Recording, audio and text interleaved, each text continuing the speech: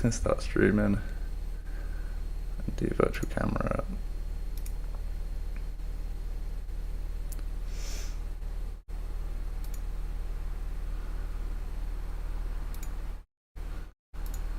Cool. I see that project in YouTube.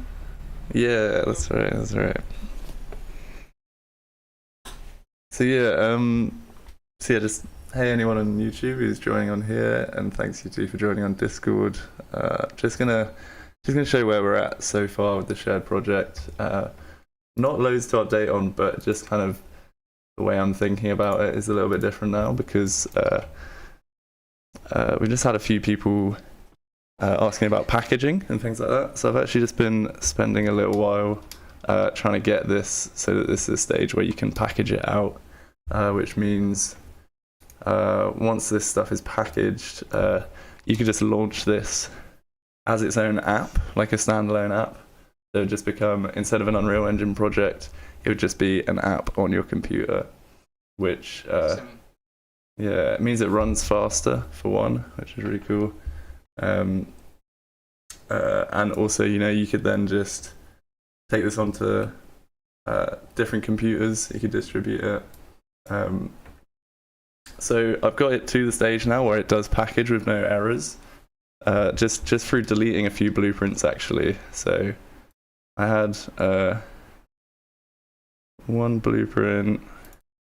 So it's blueprints that use the plain aimer blueprint here as a parent. So I had a blueprint that was like a screen here, and it had like just had a mesh around here, so it looked like a real world screen. And it didn't actually have too much functionality, so I didn't feel too bad about deleting it. And then also this one here. One second. Yeah, this screen, this is also just a video plane placement actor, so it's another screen. And it had the same errors. It was saying something about non-optional objects, referencing optional objects. And it's something I don't really know what the problem is, but I just thought, if I just wipe it out, then that's cool.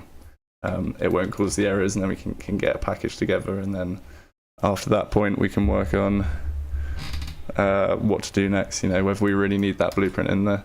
But at the moment we actually don't need that blueprint in there, so this does package now, but it will just, if you just hit package in its current state, it will just open like a default map. So in this commit, it's packaging with no errors, but it's not going to be that fancy. It's not going to have awesome stuff going on just yet. Hopefully down the line it will be a bit more of the sort of thing that you could just package and launch quite easily, and it will do everything in this kind of virtual production sphere, but that's where we're at the moment. Yeah. So yeah, getting there with packaging, that's one of the main updates.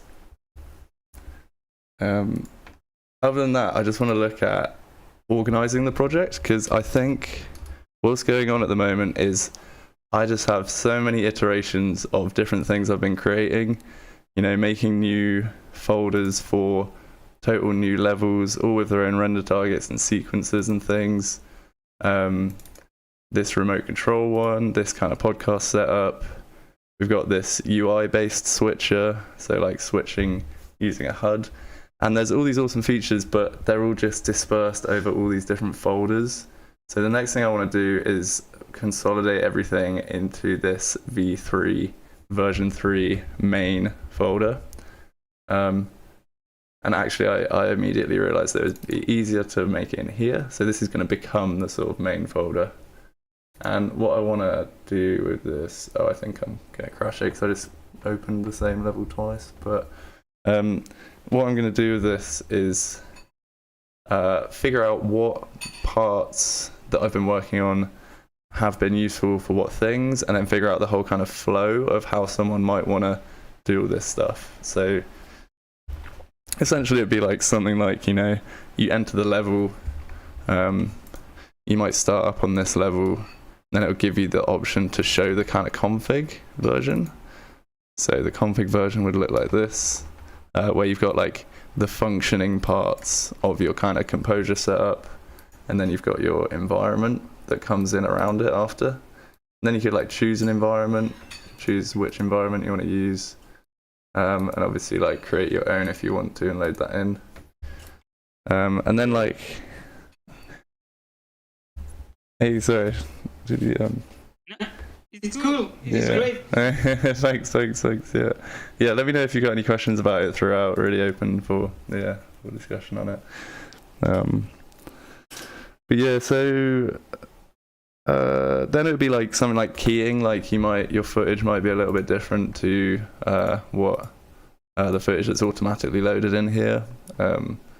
So first off, you'd want to set your input and set your keying and stuff like that. And I think I would leave this in this whole composure plane. I don't think there's any need to make a separate UI for this. I think it's kind of That the screen is in alpha. Yes, that's correct. Yeah. So yeah, this is what's adding the alpha channel on. So the input isn't alpha. The input is like a green screened piece of material. So that's without the green, and then it's got a despill, so that's why it's orange. So it's coming in like this, and then these two kind of materials are what's doing the keying. And like down here you can find your kind of your settings for your key. It's not the best keyer, and it's kind of recommended that you have an external hardware keyer and things like that, and like have this footage coming in already pre-keyed. But you can do a key in Unreal Engine, so it's quite cool. So like, yeah, I think I would leave it to the keying to be all happening down here, like actually just show people through videos and stuff how to do that side of it.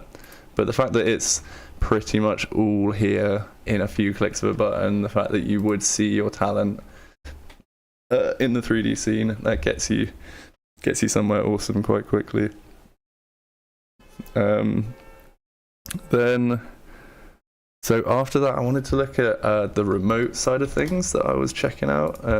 So I would probably bring some stuff that I've got in this folder into this level. And this is some quite cool stuff. Is it going to let me switch levels? Might need to restart.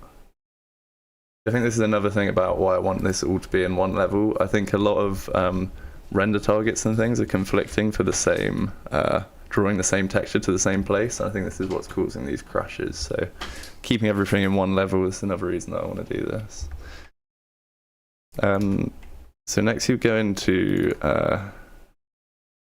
check out the remote control side of things, maybe even just to show off that it's like a feature that we have. Whoa, I've got loads of cars beeping outside my door. That's weird. So this is cool. This is the remote control side of things. This like gives you the ability to change a load of parameters in your scene. So what will this one do? Yeah, that's changing that edge kind of thingy. Change the color of that. You can expose like any parameters in this level, and you can make them all sit here in this list, which then you could launch online. So this is like an online controller for everything. So what does this do? Okay, so that's that one. Interface? Yeah, so it's just like an OSC interface. I think it's OSC, and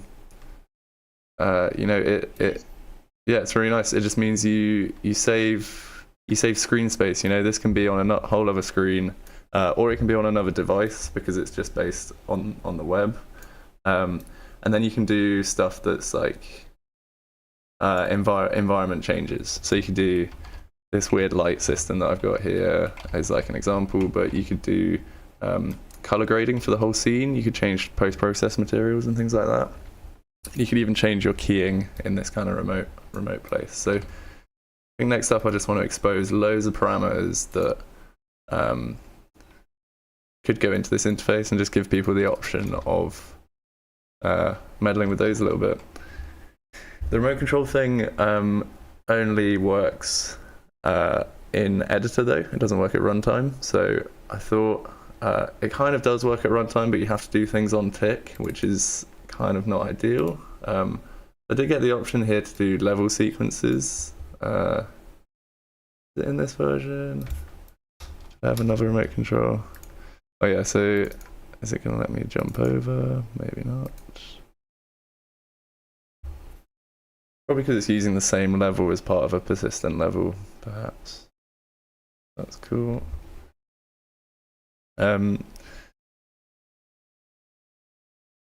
Yeah, I did figure out a way to do stuff at runtime with this remote control thingy, but you need to use tick for everything that you want it to do, so it's quite funny. Oh no, did I just open the wrong one? Okay, wait, if I open this kind of regular level, oh no, maybe that'll crash as well because it's part of this persistent level. Yeah, once again, another good reason for sorting this all into like one level, I think.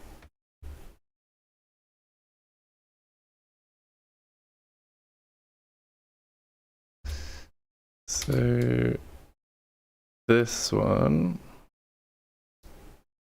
yeah, I just want to show how I worked out how you can do stuff on begin play. So we get this remote up. Oh, I thought this would have level changer.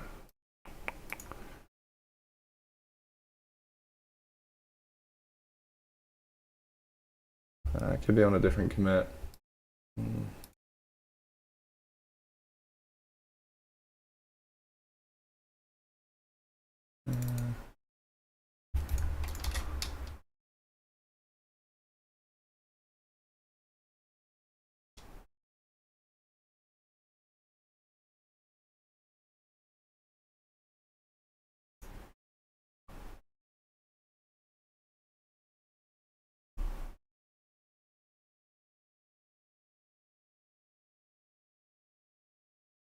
Okay, let's I'll come back to that because I think that's in a different commit. But yeah, essentially, like if you want to change things on begin play, you need to make it like do it on tick and check to see if it is being changed. And it's quite a lengthy system that just really wouldn't work for having loads and loads of stuff in here. So I figured you can't really, unless like someone else has got some better options for this, you can't really do much begin play stuff with this remote control thingy. So I thought the remote control thing can be left for if you want to do in editor kind of you know, visual changes to, you know, your whole scene, do color grading and stuff like that. But then am I in this level? Might crash again, but all good. Used to this. It definitely won't be this crashy at its finished stage. That's for sure. Yeah, it's part of the work. Yeah, definitely. So yeah, next and kind of final stage of this would be, you know, once you've got your colors right and everything and you've got it looking how you want it to look, you've got the level that you want in here, you want some sort of begin play functionality. And so I made this kind of HUD for doing all this, and this overlays over the whole screen at this stage, which is kind of funny. You'd think like, why am I not using this whole screen behind me? Let me just full screen this. But I thought what you could do is actually just send all of this out. Oh, sorry, I need to set my scalability.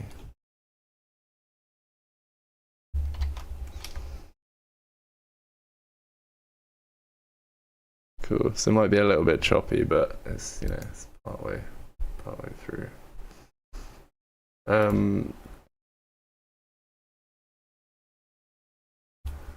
So yeah, this is overlaid over the whole screen, but you can turn the background screen off, and you can just leave this preview window here. And what this is doing is it's actually sending this out via spout. So you could send this out to whatever other screen you have, or another computer or something like this. And then this leaves you this whole window here to do kind of switching of cameras and things like that. So what I've got here is just buttons to preview different cameras. I'm getting worse FPS than usual here. I think it's just work in progress, you know. But this is basically just like copying like a TV switcher style thingy. So you can you can press this program button and that will show you what will be on screen, and then if you press the preview button, that should send that out to here, and then that will be your final output. This was doing exactly that before, but okay, so that one's working. Yeah, it just works in progress. But yeah, so this would be like the final kind of stage of like you'd press play, you'd have your scene going on, and then you just have the ability to switch cameras.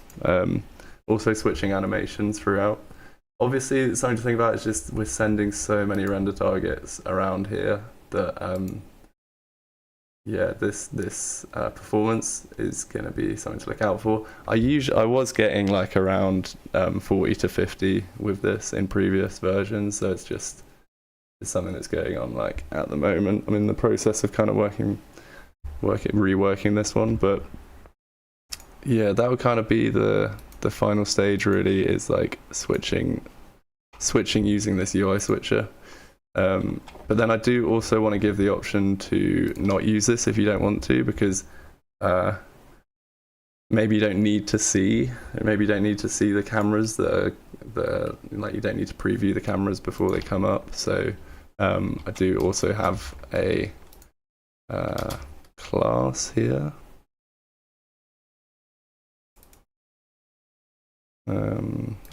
Find it over here. Let's go back to high scalability.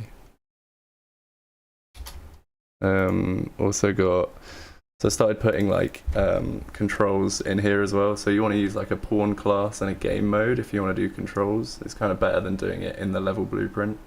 And it just does the same thing. It's just like you can just set things like on the 1 key do this, on the 2 key do this. So this pawn class means that you can, instead of using like on-screen HUD type buttons, you can just use keys to switch all this. And you know, that you'll be bouncing less render targets around, you'll be doing less previewing, so that could be a better performance way to go if you want to just switch cameras on the fly, just like switching. Yeah, that is pretty much where we're at with it. But yeah, I'm just looking at cleaning it up and getting it as user friendly as possible, really, for people jumping in. Yeah, let me know if you've got any questions or thoughts on it. Hey Chipko, by the way. I have questions, but this is about scenes, about all stuff. Go for it, yeah. Down to talk, whatever. No, I'm working in the screen. I see the project and I'm asking. I see the video when you make the UV map for the video input, but when you have one screen, you make the same, like you. Yeah. In one screen, and then you put the image. Video. Yeah. So you're talking about this screen here? Yeah. Yeah. So this screen is so because we're doing this whole compositing here, so this is our effort to get, so you see like this footage is kind of smudgy and blurry. So our effort to kind of fix that has been this composure system that we have here, and it lays the media over the top of the viewport after. So this is quite an advanced, like, kind of complex system for getting like better looking video in Unreal Engine. So this will be nicer footage, and this will lay over the top. At the moment, this system that we have only works with planes, so you can't get like your curved LED screen in this really nice crisp high-res version. but you can get these flat planes, and this is also the same kind of flat plane, but it's just got the mask around it. So what we have is, as part of our compositing toolkit, is it's this video plane placement actor. And so if you've got a video plane, this will automatically be mapped to 1920 by 1080. So say you have, let's just grab this same texture here.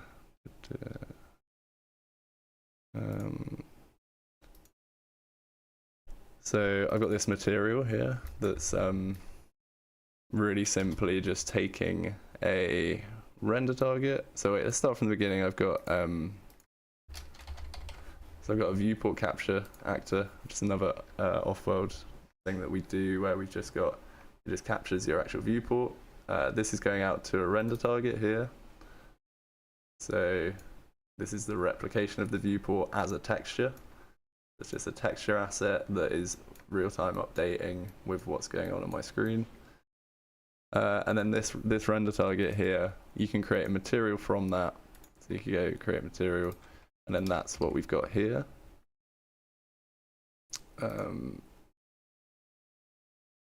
So yeah, this material, and then you can apply that to that. And that will, it's just this video plane that we have here has automatically got that 1920 by 1080 UV mapping. So so you can see the difference here in quality. This is just how Unreal Engine handles like video being taken in to the engine. It's just it anti-aliases it as if it's like a texture or geometry, like any other texture and geometry in the world. It's gonna add anti-aliasing and things like that, which isn't necessarily what you always want for like, really dense text and stuff like this. So we check out this comparison again over here. Cinecam. I'll just turn off.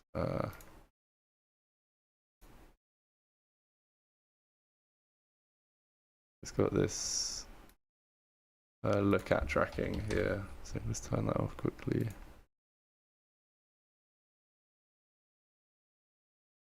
So yeah, if we get in a bit closer here and we look down this kind of comp, oh, this upside down thing, I must need to install the new version of the toolkit because we've patched that recently. But like basically like looking at, say, this text up here, it's just like unbelievably better quality and clearer than this text here in the world. So if you're dealing with flat planes and you want to get, it might be that it doesn't really matter for your workflows. You can still get really awesome looking stuff like this, but when people are dealing with like talent or text and stuff like this, they want it incredibly high quality. So you have to get into this compositing after that. Yeah. Sometimes it's good to know to work with the best quality. Like you said, maybe you don't need to have. For my work, I need the best quality. Like you said, sometimes it's good to know the base and what you can do with the.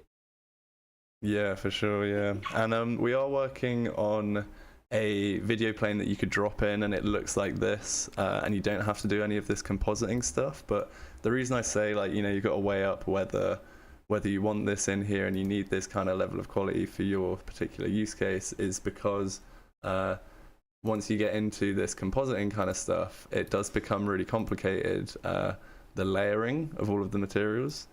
So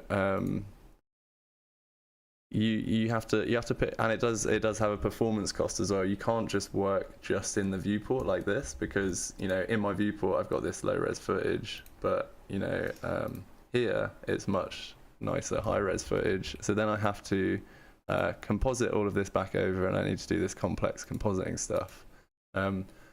So it's just like it has a performance impact and it has a workflow impact, but in theory, for certain use cases, it can come out looking a lot crisper. You can work with that in two screens. You're looking for a very good scale. What, as in compare them side by side? Yeah. Well, I guess what you would do. I think something's broken with my transform pass here, but I'll just try and fix that, and then I could show you how you could see a side by side. That's a difficult thing. Sorry. No, it's cool. We're here. Like, that's what I'm here to do at the moment. It's all good. It's giving me something to talk about. So I need a. I do some stuff and people say, "Oh, you can do that." And that thing saves something that you need to add or not working at. Yeah, it's true. Yeah, jumping around different things. Yeah. Well, the thing is, what I tend to do is just use version control and just make sure I make a save of this project before the live streams, and then that means that I can just jump in and like change random stuff while we're streaming, and you know, it doesn't matter too much if I break stuff, because I can always go back to a previous version. So I've kind of fixed this. It's not 100% fixed, but we can see the comparison with the screen here. So you know, you can kind of side by side that here, and you can see the difference. This is partly down to the material that I'm using as well, because this material has an emissive, has some emissive on it. So you could bring that emissive strength down, you know, and that would add quite a lot of clarity. You know, it does look quite nice. But you know, there is still a difference, and you know, it depends on your use case again. The thing is, even with this really high res version, you do get this kind of MIP mapping thing where, you know, it's still not got enough pixels to render that level of detail, because you're essentially fitting a whole screen into a tiny section of a screen and telling it to re-render it with the same amount of pixels. It's like, it's always going to do some kind of smudging, but you know, it's up to you and your use case what you prefer.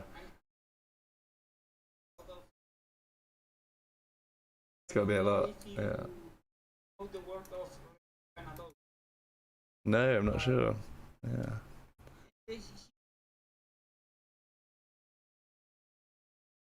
Actions in all the world. Is this? Yes, I am familiar. Yes, just googled. Yeah, this stuff, isn't it? Yeah. Yeah. I'm trying to do that. That you have in the left. Yeah.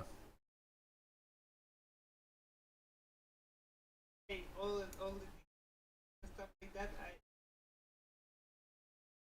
reach that detail. Yeah. Yeah. Awesome. Well,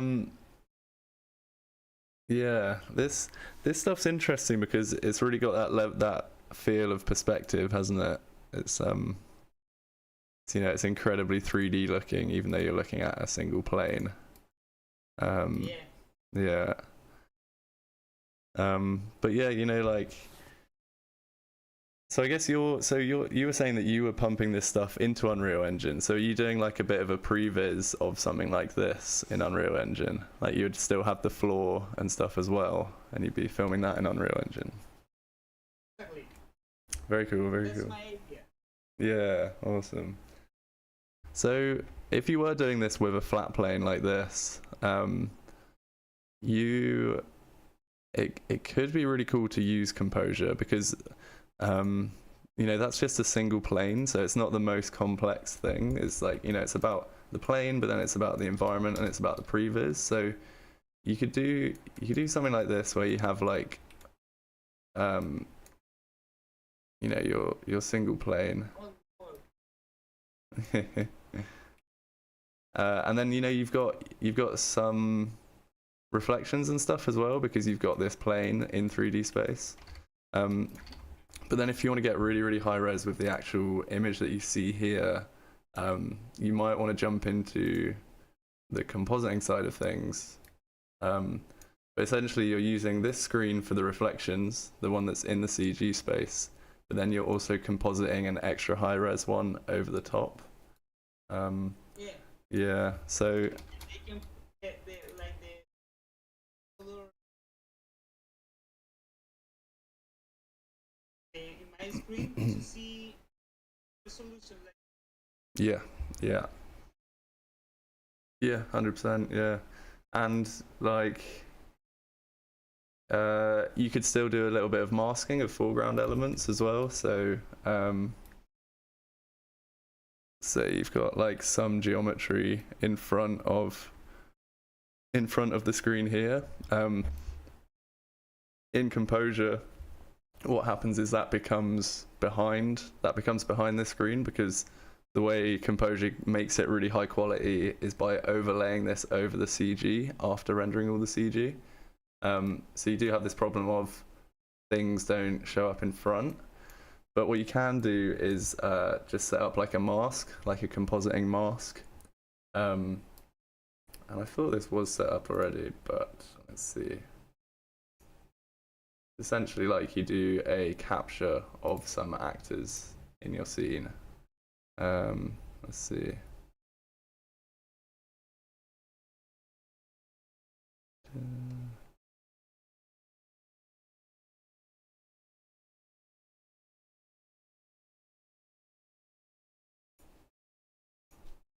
Oh, this might be because of this.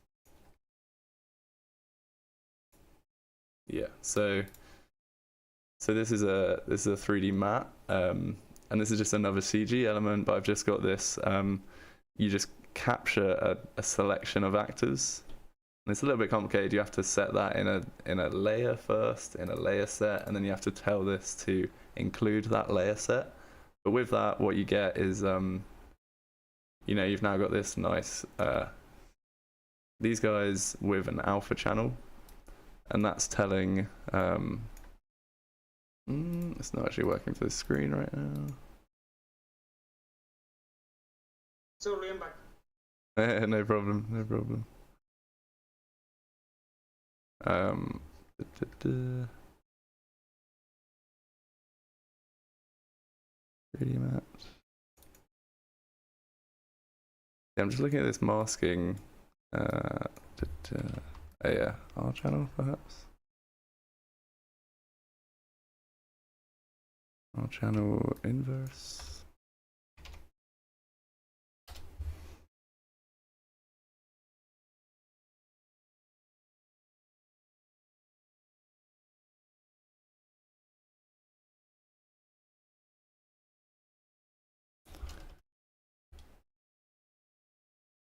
All right, and no.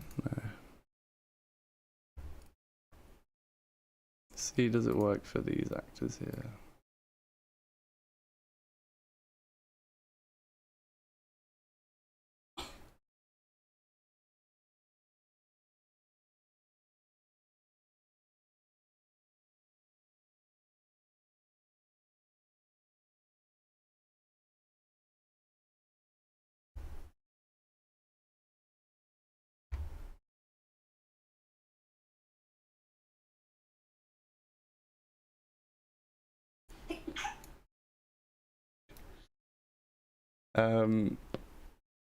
Yeah, so you got this, like, you know, you've got this screen and you might want things to appear as if they're in front of it, so you need to do that, like,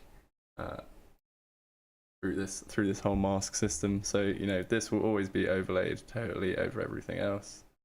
So yeah, you kind of need to set up masking and stuff, but then that will make it seem like it's a bit more sat in 3D space, you know.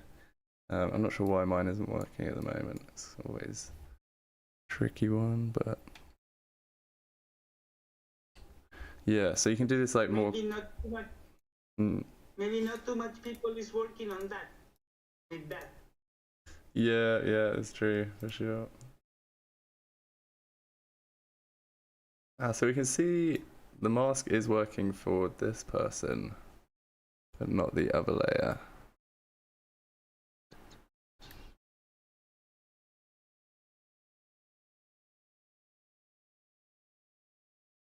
There we go. Sometimes it's like I want to put a screen and one person in the front, and in your brain it's like, oh, it's gonna be so easy, but it's a lot of steps, and you need to fix a lot of stuff. Yeah, for sure. It gets really complicated, definitely. And it's also like all of this. I mean, this is why you have to think about whether you really need this composure system, because it's just a lot less intuitive, and it's a lot harder to think about, because it is, you know, it's weird layering stuff that you're going through. You know, so this screen is still technically in front of all these guys, but it's just being cut out again. It's quite a funny thing to get your head around, and you have to do it all through this material editor. So yeah, it's quite funny. So yeah, it's something we really want to get. We really want to get this nice high-res media just in planes in the Unreal Engine viewport. It's just so funny that it's not a thing that Unreal just does, you know, it just does nice media. But, you know, it's a gap in the market, so we're really down to look into it. But yeah, here you can see the fact that this screen appears to be in 3D space even more now that it's got this mask behind it. Yeah. But it's still not, it's still being overlaid after everything else, which is quite funny. In other applications that works with Unreal, I heard that Unreal don't. They say we are working in stuff that are not very common, and another stuff is that Unreal is not working for community. The community. There's always a struggle of like just finding that lots of this stuff is really not that documented. Like they'll just come out with a feature and it won't actually really, you know, you'll have to be an absolute Unreal wizard to actually know how to use it. Yeah, that is a common thing where you just get left in the dark quite a lot of the time, for sure.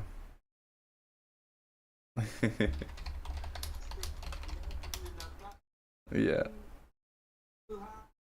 Place like that, or your channel helps a lot. Yeah, thanks so much. Really glad to help. Oh, and thanks, Dodo Yoda. Yeah, I'm glad to help for sure. And yeah, it's just nice to have people to chat about this stuff with, you know, share what we've been up to. We're just aiming to like just keep streaming this out. We just think like the sharing knowledge is just the best thing we can do in this community. You know, everyone's just trying to work out this stuff that is just like not that well documented. Don't know if it runs properly. But we're just kind of pushing these boundaries, you know. Try and help people make cool stuff.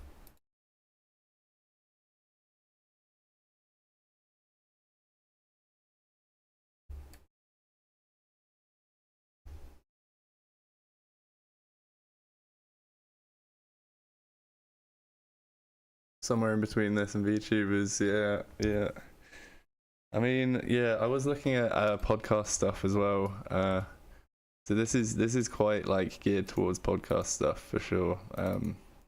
I've got some videos coming out soon about actually making a kind of podcast template. So you could do this kind of composure setup with 3 cameras coming in all at the same time, and then you can show and hide those cameras on a button push, and it kind of gives the effect of like changing between 3 camera angles within the 3D space, and then also you could change between 3 real life cameras. And then I was thinking like, why not get like digital avatars in on this, you know, podcast as guests as well, and things like that. And that leads to whole other avenues of research as well. how could you get someone's live link data from another place or another country or something, you know? And like you could just take all the live link data from a remote camera and feed this into your Unreal Engine level. Things like that could make for could make for really interesting interviews and things like that. Yeah. I was working a lot in VR. Mm. And in VR we had this community of tribe that Sure. you can make that. You can go and a person in space make like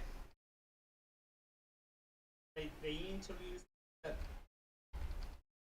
Yeah, for sure. I think just the main thing is this kind of feel of like generative, or it's like making this stuff live, and you know, making interactions and things live is really, really cool, because it just leads to this kind of form of content that I think a lot of people are gravitating towards with a lot of Twitch streams and things going on, that like it's like unscripted content, you know, and you can start to do stuff that has awesome VFX and stuff in it, but it's also quite unscripted at the same time, and that leads to just like something really interesting. For sure. Yeah.